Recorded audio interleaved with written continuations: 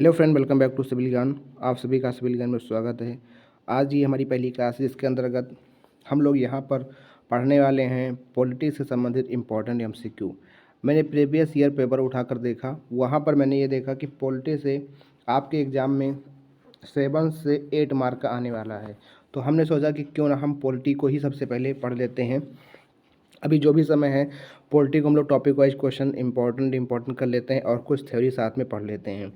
तो अगर आपने अभी तक जीएस में कुछ नहीं पढ़ा तो मैं रिकमेंडेशन करूंगा कि आप पॉलिटी ज़रूर पढ़ के एग्ज़ाम में जाएं, क्योंकि आउट ऑफ 50 में से 7 से 8 नंबर का पॉलिटी आपका आता है। ठीक है, तो इसीलिए हमने स्टार्ट किया इस क्लास को और आज हम लोग पढ़ेंगे यहाँ पर जो है सबसे पहले भारत का जो संवैधानिक विकास है उससे संबंधित कुछ बातें और वहाँ से संबंधित जो क्वेश्चन आपके बन सकते हैं आप वो पढ़ने वाले हैं।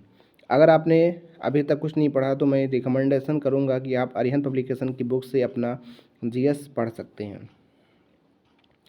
ये अरिहंत पब्लिकेशन की बुक्स का है। तो यहाँ पे भारतीय राज्य व्यवस्था, जो कि यहाँ पे आपको भारत का संविधान से संबंधित बातें देखने को मिलेंगी। तो यहाँ पे लिखा हुआ है कि संविधान उस सर्वोच्च महान ग्रंथ को कहा जाता है जिसमें सभी नियम और प्रावधान लिखित रूप में होते हैं और उन्हीं नियमों के आधार पर संपूर्ण देश में शासन का संचालन किया जाता है। आप सभी को पता है कि हमारा देश 15 अगस्त 1947 को आज़ाद हुआ। ठीक है, उसके पहले ही, आज़ाद होने के पहले ही यहाँ पर विभिन्न तरीके के जो प्रावधान, विभिन्न जो नियम हैं उनको सही तरीके से संपूर्ण देश में शासन का संचालन हो सके, उसके लिए राजनीतिक, सामाजिक, आर्थिक, सांस्कृतिक, मानवीय मूल्यों और संस्थाओं की स्थापना की जाती है। तो संविधान का उद्देश्य ही यही रहा कि जितने भी राजनीतिक संस्कृति का विकास करना होता है उस उद्देश्यों की प्राप्ति के लिए ही संविधान का निर्माण किया गया।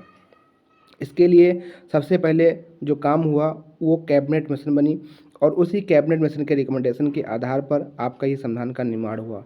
संविधान के निर्माण में जो टोटल यहाँ पे कुल समय आपको यहाँ पे दिख रहा है कि कुल समय जो लगा था कि विश्व का सबसे विशाल संविधान है, जो कि हमारा संविधान जो है विश्व का सबसे विशाल संविधान है और इसके अंतर्गत 2 वर्ष 11 माह 18 दिन का समय लगा था। और जब हमारा संविधान बना था उस समय हमारे पास 395 अनुच्छेद, 22 भाग और 8 ही अनुसूची थी। बाद में इसके अंदर वर्तमान में 22 अनुसूचियाँ हो चुकी हैं और संविधान का निर्माण देश के प्रत्येक प्रांत से चुने गए प्रतिनिधि जो थे संविधान सभा द्वारा उनको किया गया था। ठीक है, इसके अंतर्गत जो संविधान सभा के जो मेंबर थे 389 उनकी संख्या निर्धारित की गई थी, जिनमें से 292 ब्रिटिश प्रांतों से थे और 93 देशी रियासतों से और 4 कमिश्नर क्षेत्रों के प्रतिनिधि थे। दिल्ली, अजमेर, मारवाड़, कुर्ग एवं ब्रिटिश बलूचिस्तान शामिल था इसके अंतर्गत। प्रत्येक प्रांत की सीटों की जनसंख्या के अनुपात के आधार पर सामान्यतः 10 लाख 3 प्रमुख समुदाय मुस्लिम, सिख और सामान्य में बांटा गया था। संविधान सभा का जो प्रथम अधिवेशन हुआ था, क्वेश्चन यहाँ से कई बार पूछा जा चुका है कि 9 दिसंबर 1946 को हुआ था। मुस्लिम लीग ने संविधान सभा की पहली बैठक का बहिष्कार किया था और जो पहली बैठक हुई थी उसमें जो अस्थायी अध्यक्ष के रूप में चुने गए थे उनको डॉक्टर सच्चिदानंद सिन्हा को चुना गया था। और जो सेकंड बैठक हुई 11 दिसंबर 1946 को, उसके अंतर्गत जो संविधान सभा के अस्थायी मेंबर चुने गए थे उनका नाम था डॉक्टर राजेंद्र प्रसाद। तो डॉक्टर राजेंद्र प्रसाद जो थे वो संविधान सभा के अस्थायी अध्यक्ष के रूप में थे। और जब संविधान सभा की आपकी बन गई तो जो पहला अंतरिम मंत्रिमंडल बना उसके अंतर्गत जो लोगों को कार्य सौंपा गया उसके अंतर्गत क्वेश्चन जवाहरलाल नेहरू को जो है पंडित जवाहरलाल नेहरू जी को कार्यकारी परिषद के उपाध्यक्ष, विदेशी मामलों तथा राष्ट्रमंडल जिनको दिया गया था। सरदार वल्लभ भाई पटेल गृह सूचना प्रसारण मंत्रालय, बलदेव सिंह रक्षा मंत्रालय, सी राजगोपालाचारी शिक्षा मंत्री, डॉक्टर राजेंद्र प्रसाद खाद्य एवं कृषि, जगजीवन राम श्रम, आई चुंद्रीगर वाणिज्य, जोगेंद्र नाथ मंडल विधि, जान मथाई उद्योग तथा आपूर्ति, CS भाभा खान एवं बंदरगाह, आसफ अली रेलवे, लियाकत अली खां को वित्त मंत्रालय, अब्दुल रब निस्तार को संचार मंत्रालय, गजनफर अली खां को स्वास्थ्य मंत्रालय दिया गया। पंडित जवाहरलाल नेहरू ने संविधान सभा के समक्ष उद्देश्य प्रस्ताव, जो कि आपका 13 दिसंबर 1946 को लाया गया और ये 22 जनवरी 1947 को स्वीकार किया गया था। स्वीकार अगर क्वेश्चन पूछे कि कब स्वीकार किया गया उद्देश्य प्रस्ताव, तो 22 जनवरी 1947 को यह स्वीकार किया गया था और 13 दिसंबर 1946 को संविधान सभा में यह लाया गया था। उद्देश्य प्रस्ताव को संविधान के रूप में वेरीफाई करने के लिए विभिन्न विषयों से संबंधित इस समिति का गठन किया गया, जिनमें सबसे पहले प्रमुख डॉक्टर भीमराव अम्बेडकर की अध्यक्षता से बनी 7 सदस्यों वाली जो समिति थी, ड्राफ्टिंग कमेटी प्रारूप समिति 29 अगस्त 1947 को बनी थी। यहाँ पे कुछ और बातें हैं। तो कहने का मतलब है कि आप भारत का संवैधानिक विकास पढ़ रहे हैं, जिसके अंतर्गत संविधान का निर्माण किस तरीके से हुआ, क्या क्या चीज़ें थीं, कौन सी समितियाँ थीं, उनके बारे में लोग यहाँ पे गहन अध्ययन कर रहे हैं। अगर आपके पास ये बुक्स हैं तो ज़रूर एक बार इस बुक्स को आपको इस पेज को पढ़ लेना है, ठीक है। प्रारूप समिति के जो मेंबर थे, उनके मेंबर का नाम भी क्वेश्चन पूछता है। तो गोपाला स्वामी अयंगर थे, अल्लादी कृष्णा स्वामी अय्यर थे, के.एम. मुंशी थे, मोहम्मद शादुल्लाह, डी.पी. खेतान। 1948 में इनकी मृत्यु के पश्चात टी.टी. कृष्णमाचारी नियुक्त हुए थे इनके स्थान पर, और एन माधव राय बी.एल. मित्र के स्थान पर नियुक्त हुए थे, अन्य सदस्य थे। तो ये 7 मेंबर वाली जो कमेटी थी, ड्राफ्टिंग कमेटी, जिसके अध्यक्ष डॉक्टर भीमराव अम्बेडकर जी थे। 26 नवंबर 1949 को संविधान को अंगीकृत किया गया, जिस पर 284 सदस्यों ने हस्ताक्षर किए थे। 26 नवंबर 1949 को संविधान जो था उसको अंगीकृत किया गया, और 26 जनवरी 1950 को भारतीय संविधान को लागू कर दिया गया, क्योंकि 1930 से ही 26 जनवरी का जो दिन था संपूर्ण भारत में स्वाधीनता दिवस के रूप में मनाया जाता था। इसीलिए 26 जनवरी 1950 को प्रथम गणतंत्र दिवस बनाया गया। डॉक्टर भीमराव अंबेडकर को भारतीय संविधान के जनक के रूप में ही जाना जाता है। बिल्कुल सही बात है। संविधान सभा की अंतिम बैठक 24 जनवरी 1950 को हुई, और इसी दिन संविधान सभा द्वारा डॉक्टर राजेंद्र प्रसाद को भारत का प्रथम राष्ट्रपति चुना गया। तो इस तरीके से आपने देखा कि संविधान का निर्माण किस तरीके से हुआ, और संविधान में कौन कौन समितियां बनी, और संविधान के निर्माण में क्या क्या अहम समितियां थीं, उनके अध्यक्ष कौन थे। जैसे कि यहाँ पे कुछ और चीज़ें हैं कि संविधान सभा की जो समिति हैं, प्रारूप समिति जिसके अध्यक्ष डॉक्टर भीमराव अम्बेडकर हैं, कार्य संचालन समिति के.एम. मुंशी हैं, संघ शक्ति पंडित जवाहरलाल नेहरू, मूल अधिकार अल्पसंख्यक प्रांतीय संविधान सरदार वल्लभ भाई पटेल जी को, प्रक्रिया वार्ता तदर्थ जेंडर समिति डॉक्टर राजेंद्र प्रसाद जी को, अल्पसंख्यक उप समिति H.C. मुखर्जी, सदन समिति P. पट्टाभी सिद्धारमैया, वित्त एवं स्टाफ समिति के अध्यक्ष डॉक्टर राजेंद्र प्रसाद। तो ये संविधान के निर्माण के समय बनी कुछ समितियां हैं जिनके अध्यक्ष हैं, आपके एग्जाम के लिए काफ़ी महत्वपूर्ण हैं। अब हमारा जो भारतीय संविधान है, इसकी क्या विशेषताएं हैं। लिखित एवं लोक निर्मित संविधान है, विभिन्न संविधानों से लिया गया है। हमारा जो संविधान है ऐसा नहीं है कि यहाँ के जो संविधान सभा बनी थी उसने जो जो बातें कहीं वही लिख दी गई, नहीं है। विभिन्न देशों के संविधानों को उठाया गया, और वहाँ पर क्या क्या चीज़ें हैं, वहाँ से बहुत सारी चीज़ें ली गई हैं। नम्र एवं अनम्र, फ्लेक्सिबल भी है और रिजिड भी है, मतलब कि नम्र एवं अनम्र का मिश्रण है। विश्व का सबसे अधिक लंबा एवं विस्तृत संविधान जो हमारा भारत देश का संविधान है। एकात्मक व संघात्मक शासन का समन्वित रूप इसमें देखने को मिलता है। मौलिक अधिकारों की न्यायिक प्रकृति, स्वतंत्र व निष्पक्ष न्याय प्रणाली, लोकतांत्रिक व्यवस्था, एकल नागरिकता, सार्वभौमिक व मताधिकार। सिंगल सिटीजनशिप यहाँ पे है हमारे भारत देश के अंतर्गत, और ये कुछ हमारे संविधान की विशेषताएं हैं। तो आज के चैप्टर में जो आज हम पढ़ने वाले हैं कि भारत का संवैधानिक विकास किस तरीके से हुआ, क्या क्या चीज़ें उसके लिए इम्पोर्टेंट हैं, कौन कौन मेंबर थे, कितना कितना दिन समय लगा, कौन अंतिम मंत्रिमंडल में था, ये चीज़ें हमने आज पढ़ी हैं। और हम लोग अब आगे चल रहे हैं, इससे संबंधित जो क्वेश्चन बन सकते हैं एग्जाम में उनको हम लोग करने वाले हैं, जिनमें से पहला क्वेश्चन आपके सामने है। पहला क्वेश्चन है, निम्नलिखित में से कौन संविधान सभा की संचालन समिति के अध्यक्ष थे। एक आपकी संचालन समिति बनी थी, उसके अध्यक्ष कौन थे आपको बताना है। ऑप्शन है डॉक्टर भीमराव अंबेडकर, जवाहरलाल नेहरू, डॉक्टर राजेंद्र प्रसाद, सरदार पटेल। तो याद रखिएगा कि यहाँ पे जो आपका क्वेश्चन जो राइट आंसर होगा वो होगा डॉक्टर राजेंद्र प्रसाद, संचालन समिति की ये आपके अध्यक्ष थे। डॉक्टर भीमराव अंबेडकर के बारे में अपने सभी ने पढ़ा कि ड्राफ्टिंग कमेटी जो आपकी प्रारूप समिति थी, इनको लेकर 7 मेंबर इसके अंतर्गत थे। ये आपके भीमराव अंबेडकर जी प्रारूप समिति के थे। संचालन समिति डॉक्टर राजेंद्र प्रसाद जी थे। केंद्रीय संविधान सभा ने संविधान के निर्माण के विभिन्न कार्यों से निपटने के लिए कई समितियों का गठन किया था। उनमें कुछ समितियां यहाँ पे हैं, जैसे कि आप देख सकते हैं कि यहाँ पे है केंद्रीय संविधान समिति, जो कि जवाहरलाल नेहरू जी होल्ड करते हैं, मतलब इसके जो अध्यक्ष हैं। प्रांतीय संविधान सरदार पटेल समिति हैं। मसौदा समिति डॉक्टर भीमराव अम्बेडकर जी हैं। मौलिक अधिकार, अल्पसंख्यक और जनजातीय और बहिष्कृत क्षेत्रों पर सलाह के लिए सरदार पटेल की समिति थी। प्रक्रिया समिति के नियम जो थे doctor Rajendra Prasad, status committee Jawaharlal Nehru, और यहाँ पे आपका है संचालन समिति, जो कि आपके एग्जाम में पूछा गया है। संचालन समिति के जो अध्यक्ष हैं डॉक्टर राजेंद्र प्रसाद जी रहने वाले हैं। तो आपको एक चीज़ें और याद भी रखनी है यहाँ पे, जैसे कि यहाँ पे है मसौदा समिति, क्वेश्चन पूछ सकता है आपका। प्रांतीय संविधान समिति से क्वेश्चन आपका पूछ सकता है। तो इन दोनों को आपको जो याद रखना है। संविधान सभा की जो प्रारूप समिति थी जिसकी हम लोग बात कर रहे थे, ड्राफ्टिंग कमेटी, इसके अध्यक्ष डॉक्टर भीमराव अम्बेडकर जी थे, और इसके जो मेंबर थे N Gopalaswami Ayyangar, Muhammad Saadulla, Alladi Krishnaswami Iyer, K M Munshi, B L Mittal ने स्वास्थ्य मुद्दों पर अपने इस्तीफे के बाद एन माधवराव द्वारा प्रस्तावित किया गया था।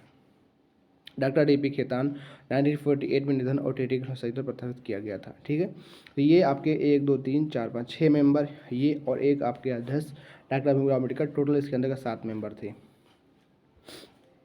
नेक्स्ट क्वेश्चन आपका है कि भारत का संविधान 1946 के अंतर्गत गठित संविधान सभा द्वारा तैयार किया गया था। अभी आपने पढ़ा था कि जब भारत का संविधान का निर्माण हो रहा था तो एक योजना बनाई गई थी, उस योजना को क्या कहा जाता है, और उसी के तहत जो रिकमेंडेशन की जाती थी उसी के तहत आपका काम होता था। तो वो योजना थी कैबिनेट मिशन योजना। इसी के तहत आपके संविधान सभा का निर्माण किया गया। भारत के संविधान को 1946 के कैबिनेट मिशन योजना के अंतर्गत गठित एक संविधान सभा द्वारा तैयार किया गया था।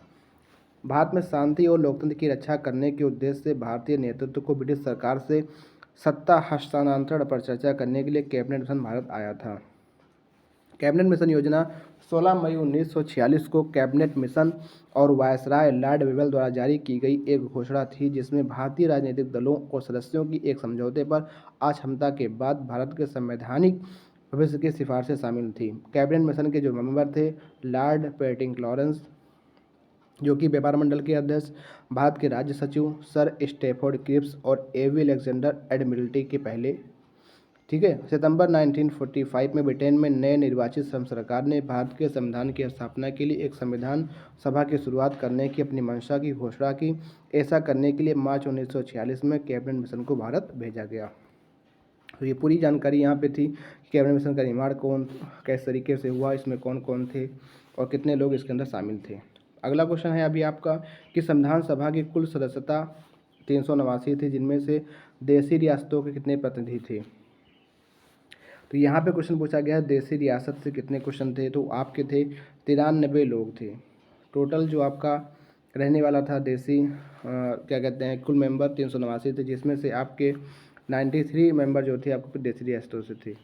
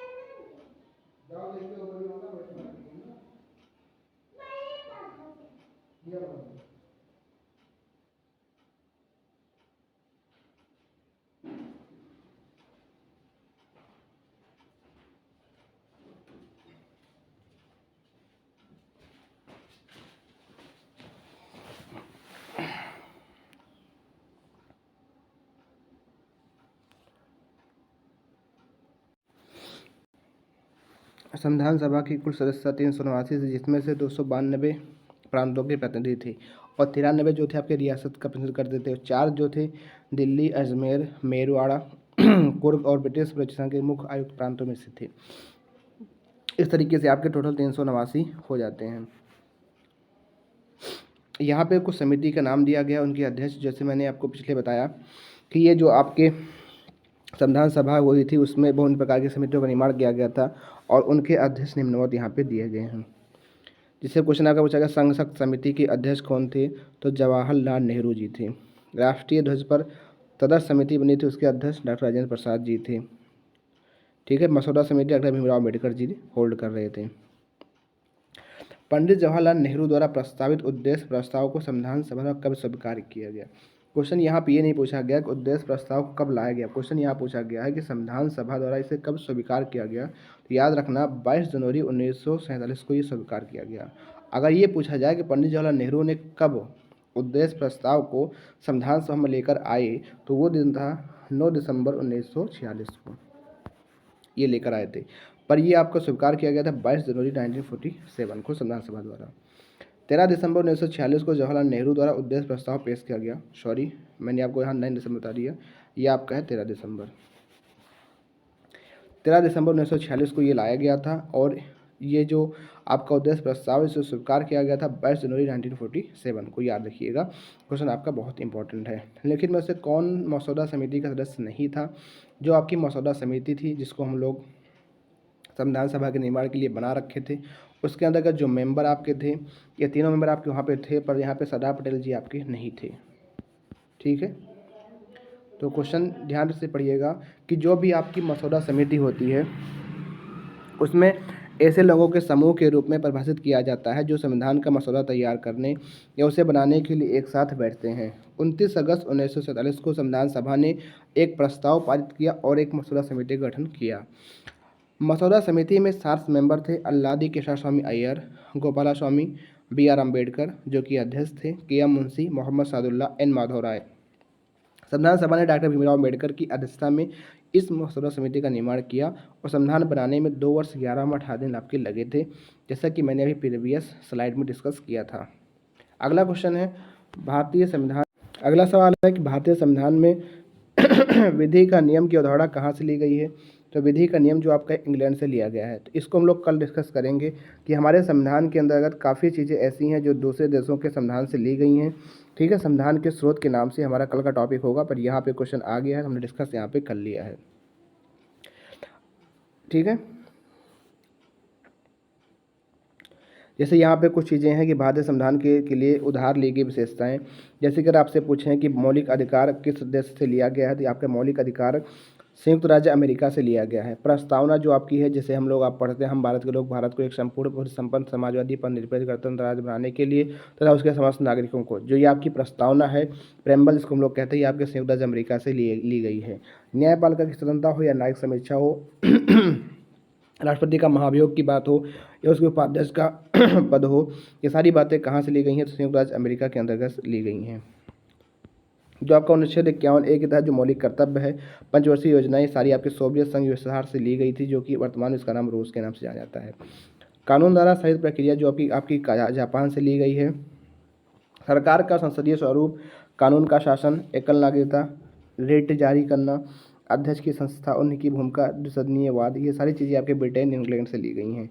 तो इस तरीके से आप देख सकते हैं काफ़ी इंपॉर्टेंट चीज़ें हैं जो कि ये हम लोग कल डिस्कस करेंगे और उनसे संबंधित क्वेश्चन भी हम लोग कल ही करेंगे, पर यहाँ पे सारी चीज़ें हम लोग देख सकते हैं।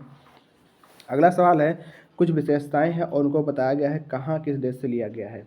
जैसे कि यहाँ पे है फेडरलिज्म, जिसको हम लोग कहते हैं संघवाद, ये किस देश से लिया गया है? मौलिक कर्तव्य कहाँ से लिया गया है? राज्य के नीति निर्देशक सिद्धांत कहाँ से लिए गए हैं? न्यायिक समीक्षा भी कहाँ से ली गई है? तो याद रखना कि जो संघवाद है, फेडरलिज्म की बात जो की जाती है वो आपके कनाडा से ही है, पहला तो आपका सही है। मौलिक कर्तव्य जो कि अभी आपने पढ़ा, मौलिक कर्तव्य पूर्व सोवियत संघ रूस से लिया गया है, ये भी आपका सही है। राज्य के नीति सिद्धांत आयरलैंड से लिया गया, भी आपका सही है। न्यायिक समीक्षा जो आपकी संयुक्त राज्य अमेरिका से लिया गया, भी आपका सही है। अभी आपने यहाँ पढ़ा ही था, न्यायिक समीक्षा आपके अमेरिका से। ये आपके पहले का पहला, बी का दूसरा, सी का तीसरा और डी का आपका चौथा। इस तरीके से ये आपका मिलान करने वाला क्वेश्चन था, तो यहाँ पे आप आसानी से मिलान कर सकते थे। यहाँ पे कुछ बातें हैं डीपीएसपी के बारे में कि राज्य के नीति निर्देशक सिद्धांत का प्रावधान आयरिश संविधान से लिया गया है।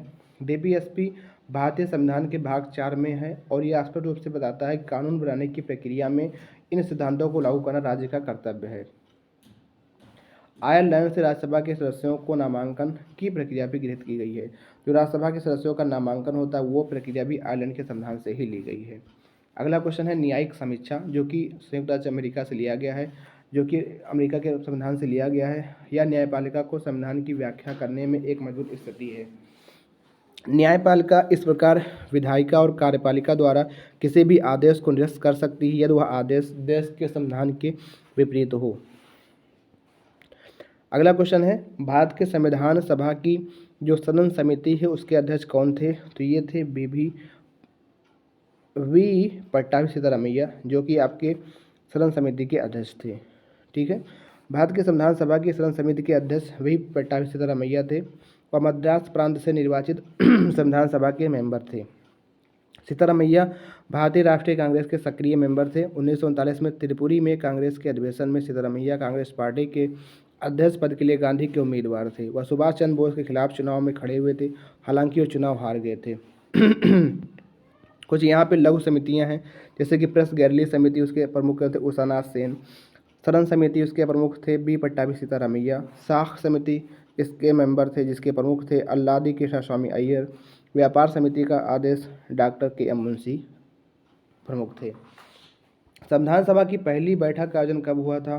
तो याद रखिएगा, संविधान सभा की पहली बैठक 9 दिसंबर 1946 को हुई थी और आपकी दूसरी बैठक 11 दिसंबर 1946 को हुई थी।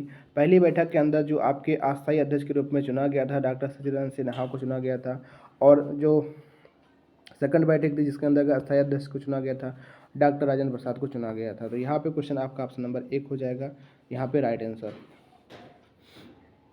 संविधान सभा की बैठक पहली बार नई दिल्ली में 9 दिसंबर 1946 को संविधान सभा में हुई थी, जिसे अब संसद भवन के सेंट्रल हॉल के नाम से जाना जाता है।